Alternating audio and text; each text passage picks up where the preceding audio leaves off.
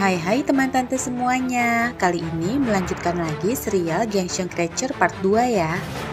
Tanpa buang waktu lagi, yuk kita saksikan jalan ceritanya.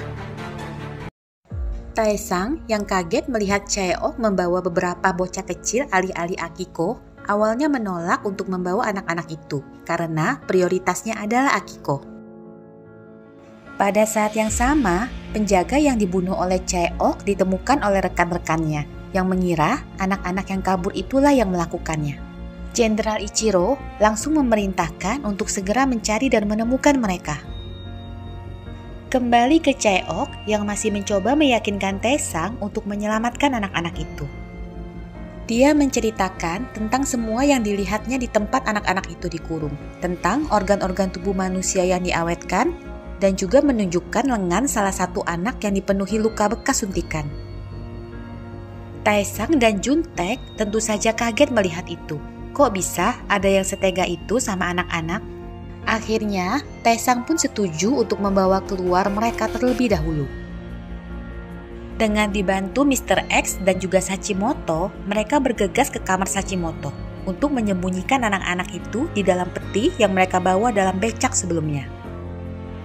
Tapi mendadak, salah satu anak yang kaget melihat gambar lukisan monster Sachimoto yang ditempel di dinding berteriak. Membuat satu tentara yang melintas di depan kamarnya kaget. Untungnya, tentara itu hanya mencoba mengetuk pintu dan tidak memeriksa ke dalam kamar. Chaeok yang ikut melihat lukisan-lukisan itu dan memang belum berkenalan dengan Sachimoto langsung bertanya siapa dia. Yang langsung dijawab oleh Taesang kalau dia adalah Sachimoto, pelukis yang selama ini dicari oleh Chaeok. Chaeok pun menunjukkan gambar wajah ibunya yang selama ini disimpan olehnya dan bertanya pada Sachimoto apakah itu dia yang melukisnya dan apakah Sachimoto tahu ada di mana ibunya sekarang. Sachimoto bilang kalau itu memang lukisannya, tapi dia tidak tahu di mana wanita itu berada saat ini. Sebenarnya, Sachimoto tahu kalau itu adalah lukisan wanita yang telah berubah jadi monster itu. Tapi dia nggak tega ngasih taunya ke Chaeok. Pada saat yang sama, Jenderal Ichiro dan Letnan Kato sedang memberi makan si monster. Yang mana, monster itu kelihatannya semakin kuat. Dalam sekejap, semua tahanan yang disodorkan padanya dimangsanya tanpa ampun. Kembali ke Taesang dan kawan-kawan yang mulai bergerak untuk keluar. Di tengah perjalanan, hampir saja mereka ketahuan oleh beberapa tentara yang dikomandani oleh pria bernama Soma. Untungnya, semua aman. Soma dan anak buahnya tidak menemukan anak-anak itu. Karena anak-anak itu sudah di dalam becak yang ditarik oleh salah satu anak lelaki yang berusia paling besar. Yang mana dia menyamar menjadi pengemudi becak menggunakan jaket dan topi milik Taesang. Begitu keluar, anak itu langsung menuju ke Gria seperti yang sudah dipesankan oleh Taesang. Di mana di situ sudah menunggu Bu Nawol juga Pak Gu yang langsung membantu mereka. Di fasilitas, Mr. X memutuskan kembali agar tidak menimbulkan kecurigaan. Sedangkan Taesang, Juntaek, Sachimoto, Chaeok juga ayahnya melanjutkan untuk mencari Akiko. Yang pastinya langsung kaget dong ngelihat organ-organ tubuh manusia yang ada di tempat anak-anak itu dikurung. Pada saat yang sama, beberapa tentara menemukan tubuh teman-temannya yang tergeletak di atap. Otomatis, peluit tanda bahaya bergema di seluruh penjuru, menandakan ada penyusup yang masuk ke tempat itu. Dengan cepat, para prajurit berkumpul dan lanjut bergerak untuk memeriksa setiap titik di fasilitas itu. Di saat itu, si monster yang ternyata cerdas berhasil menarik panel saklar untuk membuka pintu kurungannya. Sehingga beberapa tentara yang tidak tahu kalau si monster telah lepas tak bisa menghindar dari serangan. Suara tembakan pun bergema di seantero fasilitas, membuat semua yang ada di situ jadi kaget. Tapi, semua tembakan-tembakan itu seperti tak berefek apapun pada si monster. Satu persatu, tentara yang ada di situ tewas menggenaskan. Setelahnya, si monster lanjut naik ke atas dan menghabisi dua penjaga lainnya. Sementara itu, Taesang yang juga mendengar suara-suara tembakan bilang pada Chaeok agar waspada, karena sepertinya ada sesuatu yang terjadi di tempat itu. Baru saja Taesang bilang begitu, dia langsung melihat sebuah pemandangan mengerikan. Si monster yang sedang menghisap darah salah satu penjaga muncul di hadapannya. Dan bukan hanya Taesang, Chaeok juga melihatnya. Di sisi berbeda, Juntaek akhirnya berhasil menemukan temannya yang ditangkap. Sayangnya, beberapa penjaga memergoki dan menangkapnya. Kembali ke Taesang yang tampangnya masih syok banget ngelihat si monster. Dengan kalang kabut, dia berusaha menghindari sulur-sulur si monster yang menerjangnya. Sedangkan Chaeok dengan berani menyerang dan menembaki monster itu. Tapi ya, teman tante kan udah tahu kalau percuma nembakin si monster, gak mempan. Yang ada, senapan Chaeok malah jadi habis percuma pelurunya. Mereka pun tak ada pilihan lain selain mencoba lari dari kejaran si monster. Mereka terus lari dan lari sampai akhirnya berhasil masuk ke sebuah ruangan. Ayah Chaeok yang ternyata masih ada di luar dengan cepat menuang alkohol yang ditaburi bubuk mesiu. Dan nah, pinter ini ayah si Chaeok teman tante. Monster itu memang kelihatannya lemah sama api. Sayangnya, Taesang juga Chaeok dipergoki dan ditangkap oleh beberapa tentara. Pada saat yang sama, Juntaek yang juga sudah tertangkap lebih dulu dibawa ke hadapan Ichiro yang ternyata kenal sama Juntaek dan orang tuanya. Dia memerintahkan agar Juntaek dikurung di tempat anak-anak sebelumnya berada. Sementara itu, ayah Chaeok bersembunyi dari si monster yang sepertinya masih hidup. Taesang yang diinterogasi terpisah dengan Chaeok bertemu si tentara Soma yang waktu itu mencegat saat anak-anak akan keluar. Yang ternyata waktu itu Soma sebenarnya tahu kalau Taesang bersembunyi lewat pantulan kaca jendela. Tapi dia membiarkannya karena diam-diam dia ingin membantu mereka keluar dari fasilitas itu dengan imbalan sejumlah uang. Selama ini dia sudah muak berada di situ dan ingin memulai hidup baru dengan uang yang dimintanya dari Taesang. Esok paginya, Ichiro menemui ayah Juntaek, memberitahu kalau Juntaek tertangkap menerobos masuk fasilitasnya semalam. Apalagi kabarnya Juntaek juga anggota kelompok revolusi. Kelihatannya, maksud hati Jenderal Ichiro yang sebenarnya adalah minta sogokan duit dari ayah Juntaek, teman tante. Sementara itu, Juntaek diminta menuliskan siapa-siapa saja yang menerobos masuk ke fasilitas itu bersamanya. Dia diberikan waktu 1 jam. Bila tidak mau menulis, maka nasibnya akan sama seperti orang-orang yang organ tubuhnya ada di botol-botol kaca itu. Beda halnya dengan Taesang yang memutuskan bekerja sama dengan Samo, dengan syarat Samo melakukan 3 hal untuknya. Yang pertama, menghubungi Bu Nawol dan menyampaikan pesannya. Kedua, kasih kunci selnya sama dia supaya dia nanti bisa keluar. Dan yang ketiga, dia minta dikasih tahu di mana Chaeok dikurung. Chaeok saat itu sedang bersama Letnan Kato yang menanyakan asal-usul dan kenapa Chaeok menerobos ke fasilitasnya. Chaeok bilang kalau dia mencari ibunya yang bernama Saesin. Mendengar itu, Letnan Kato langsung kaget karena ternyata Chaeok adalah anak dari monster ciptaannya. Tapi tentu saja dia nggak ngasih tahu hal itu sama Chaeok. Setelahnya, Chaeok pun dikembalikan ke kurungannya.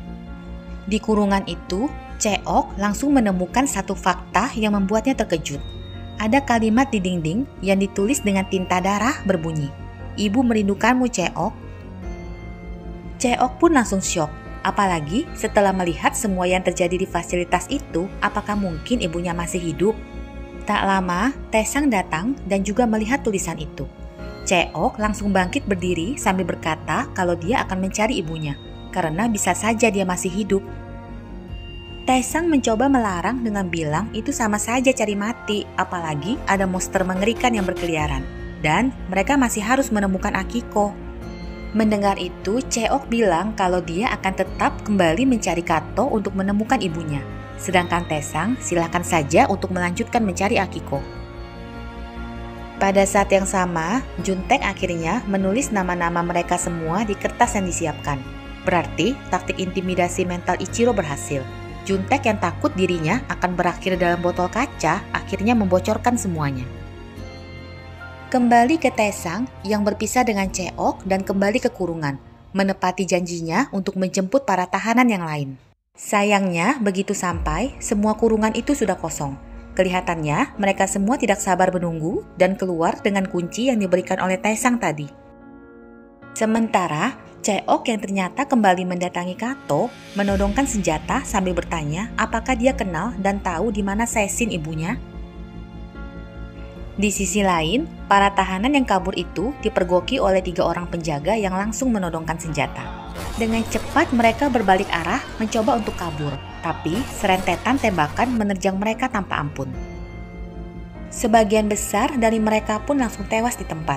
Sementara 2 kawan Juntek masih hidup namun yang satunya terluka. Untung saja Taesang datang dan menolong mereka. Dengan cepat Taesang mengarahkan mereka semua menuju koridor di belakangnya. Sementara 1 penjaga yang masih hidup mengarahkan senjatanya bersiap untuk kembali menembaki mereka. Tapi mendadak si monster muncul dan langsung menyerang penjaga itu. Pada saat yang sama, Kato menunjukkan gelas air yang berisi parasit pada Cheok sambil bilang bahwa sekali parasit itu masuk ke tubuh manusia, dia akan segera mengambil alih fungsi otaknya. Dan setelahnya, manusia yang terinfeksi akan langsung bermutasi menjadi monster. Kembali ke Taesang dan para tahanan yang saat ini sedang sibuk menyelamatkan diri dari kejaran si monster. Mereka berlari sekuat tenaga. Sayangnya teman Juntek yang terluka tidak mampu menyelamatkan dirinya. Taesang mencoba untuk menembaki si monster, tapi seperti yang sudah kita tahu kan teman tante, monster itu kebal peluru.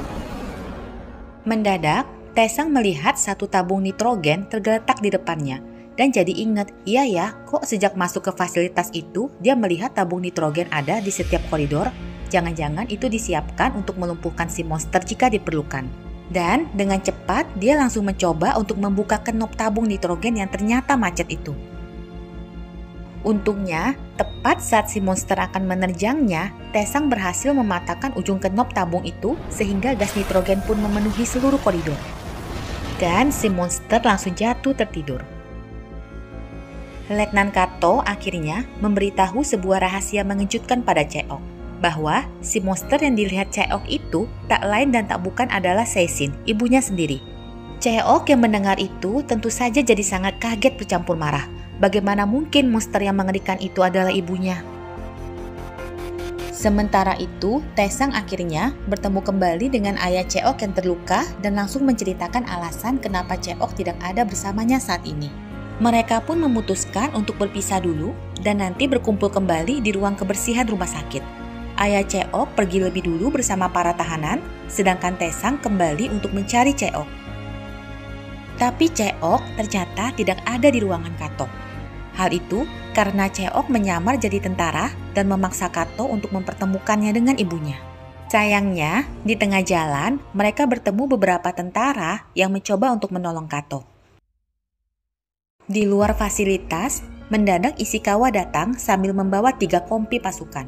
Berkata bahwa dia menerima laporan aktivitas mencurigakan di fasilitas itu sehingga dia harus memeriksanya. Di sini teman tante lihat ya, Pak Gu ada di salah satu truk yang dibawa Ishikawa, karena Ishikawa sudah mendapat informasi dari Bunawol.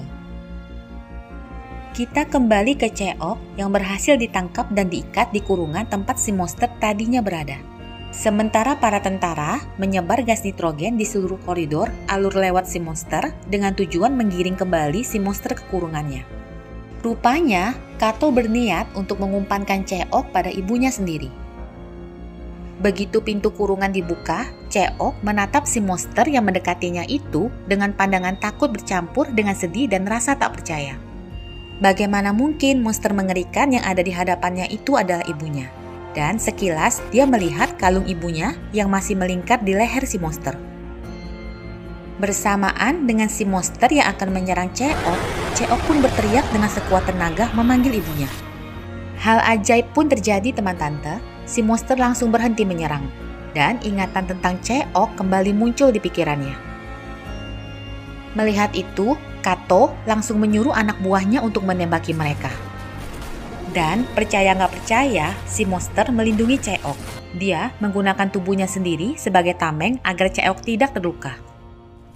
Dan ketika akhirnya situasi semakin kacau, dia melemparkan Cheok ke pinggir ruangan agar terhindar dari serbuan peluru. Luar biasa ya, kasih seorang ibu teman tante. Di saat sudah jadi monster aja, begitu Cheok memanggilnya ibu, dia langsung tersadar. Dan akhirnya, karena para tentara terus menembak, diiringi oleh gas nitrogen yang semakin banyak dilepaskan, si monster pun tak sanggup lagi bertahan dan jatuh tertidur. Sementara itu, Cheok yang masih sangat syok dibawa pergi oleh Taesang yang juga sudah berada di sana. Tapi, Cheok terus memberontak. Dia menolak untuk ikut pergi bersama Taesang. Taesang yang melihat itu tentu saja heran. Dan ketika tahu kalau monster itu adalah ibunya Cheok, dia hanya bisa memberikan satu pelukan menenangkan buat Cheok. Setelahnya, Kato memerintahkan seluruh anak buahnya agar menemukan mereka. Di luar fasilitas, Pak Gu diam-diam memindahkan truknya merapat ke satu sudut yang berada tepat di bawah ruang kebersihan rumah sakit. Dan mengalihkan perhatian penjaga di area itu dengan mengajaknya untuk minum-minum bersama. Pada saat yang sama, Cheok juga Taesang akhirnya bertemu kembali dengan ayahnya dan para tahanan yang lain di ruang kebersihan rumah sakit. Bukan hanya itu, mereka juga bertemu dengan Soma yang membawakan Akiko pada mereka. Nah, sekarang semua sudah lengkap teman tante, termasuk Yonggwon. Mereka pun bersiap untuk keluar lewat jendela dengan menggunakan beberapa kain yang disambungkan seperti tali. Karena di bawah, truk yang dibawa Pak Gu sudah siap untuk mengangkut mereka. Rupanya, Taesang sudah bekerja sama dengan Ishikawa, memberinya info lewat Bunawol untuk menyiapkan semua itu. Ishikawa mah nurut-nurut aja, yang penting Akiko-nya diselamatkan. Satu persatu, mereka pun bergantian turun ke bawah, dimulai dari ayah Cheok. Kerjasama tim diperlukan di sini ya teman tante, karena rangkaian kain itu harus dipegangi agar tidak putus. Begitu tiba giliran Akiko, dia sedikit ragu, karena sulit kan ya buat wanita hamil merambat turun ke bawah kayak gitu, tapi apa boleh buat, dia harus turun sekarang atau akan menghambat yang lain. Mendadak, satu tentara menemukan mereka. Yonggwon pun spontan menembaknya. Sehingga suara tembakan itu terdengar oleh tentara lainnya yang berada di luar koridor. Taesang pun bergerak cepat membuat palang rintang di depan ruangan untuk menahan para tentara itu. Setelahnya, aksi tembak-menembak pun tak dapat dihindari. Awalnya, mereka bertiga punya keuntungan lebih karena bersembunyi di belakang palang rintang sehingga beberapa tentara dapat mereka lumpuhkan. Tapi ternyata Yonggwon tertembak dan lukanya pun cukup parah. Cheok dengan cepat mencoba menekan pendarahan yang terjadi. Tapi, Yonggwon yang tahu waktunya sudah tidak lama lagi, memberikan kalung namanya pada Cheok dan berpesan agar memberikan kalung itu pada ibunya. Taesang pun lantas bilang kalau mereka harus segera pergi dan menyuruh Cheok untuk turun lebih dulu. Dan setelahnya, menyuruh tahanan teman Juntek untuk menyusul turun, sedangkan dia akan terus berjaga di situ. Karena biar bagaimanapun harus ada salah satu dari mereka yang tetap tinggal untuk melindungi mereka sampai truk berjalan pergi. Begitu Cheok tahu kalau Taesang tidak ikut turun, tentu saja dia jadi ingin kembali membantu Taesang. Tapi apa boleh buat, rencana harus tetap berjalan. Akhirnya Cheok pun mengalah dan mau ikut pergi bersama mereka. Bukan hanya Cheok yang sedih harus meninggalkan Taesang. Pak Gu pun yang tahu kalau Taesang tidak ikut tidak bisa menyembunyikan kesedihannya. Dan sesaat ketika bus akhirnya berjalan, Taesang pun berjuang sekuat tenaga untuk menghadapi para prajurit itu. Sampai akhirnya peluru di senapannya habis dan juga tenaganya. Ishikawa yang mendapat info kalau Akiko sudah berhasil diselamatkan bergegas keluar dari fasilitas. Sementara para tentara terus mengejar Taesang yang kabur lewat lorong-lorong ventilasi. Sampai akhirnya dia tergelincir jatuh ke tempat pembuangan yang dipenuhi oleh tulang-tulang tengkorak manusia. Di luar, salah satu bus menurunkan Juntek di pinggir jalan tempat ayahnya sudah menunggu. Rupanya, ayah Juntek dengan dibantu Bunawol berhasil menyogok salah satu tentara di fasilitas agar melepaskannya. Semua itu tak lepas juga dari bantuan Ishikawa yang menolong Juntek demi perjanjiannya dengan Taesang. Setelahnya, mereka menurunkan Akiko, yang sangat senang akhirnya bisa kembali bertemu dengan Ishikawa. Pada saat yang sama, Kato yang kembali ke ruangannya bertanya pada anak buahnya, siapa sih yang telah meminum air di gelas putih di atas mejanya? Si anak buah bilang dia nggak tahu, tapi ada beberapa orang yang masuk ke tempat itu. Cheok, Taesang, Soma, dan juga Akiko. Teman tante inget kan kalau air di gelas putih itu sudah dicampur parasit sama Kato, jadi siapapun yang meminumnya berarti kemungkinan sudah terinfeksi. Kembali ke Taesang yang waktu sadar, kepalanya langsung ditodong pistol oleh satu tentara. Dan tak lama, suara tembakan bergema di ruangan itu. Di luar, Pak Gu yang membawa rombongan Cheok bingung melihat anak buah Ishikawa yang terus mengikuti mereka. Sepertinya Ishikawa tidak berniat melepaskan mereka setelah mendapatkan Akiko kembali. Tapi, Taesang sudah menduga hal itu dari awal. Makanya, dia menyusun rencana dengan bantuan Bunawol dan Yongchun untuk membuat pawai acara di jalanan kota. Sehingga bisa mengeluarkan para tahanan itu dari dalam truk tanpa terlihat karena kondisi kan rame banget ya. Sayangnya, para tentara yang marah memukuli semua orang di area pawai itu, sehingga membuat banyak orang terluka.